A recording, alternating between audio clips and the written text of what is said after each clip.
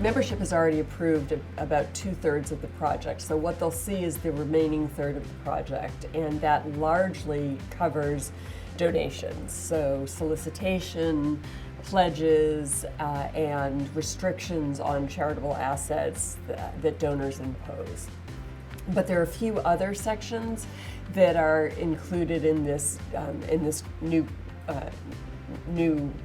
group of material. It includes a section on some of the government powers, and that we've already seen the powers of the Attorney General, but now we'll see the powers of the courts, the powers of the federal government, and a new section on conflicts of laws involving charities, and a few loose odds and ends. Part of what the members will see at the annual meeting is Chapter 4.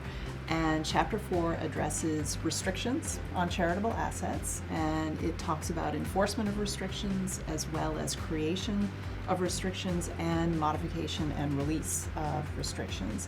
When a charity is considering accepting a gift, it needs to take into consideration whether the restrictions on the gift are consistent with its mission and consistent with its fiduciary duties, primarily the duty of loyalty and the duty of care.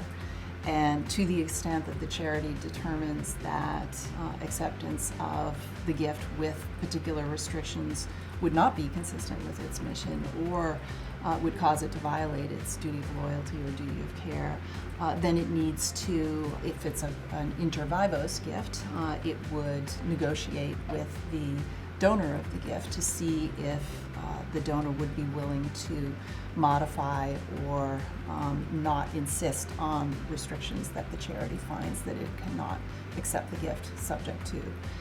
If it is a bequest, then what generally would happen is, if it's a restriction that the charity can't accept, in the majority of situations, the personal representative of the testator's estate would petition the court to see if the restriction can be modified or released, if need be, so that the donation or the bequest is acceptable to the charity.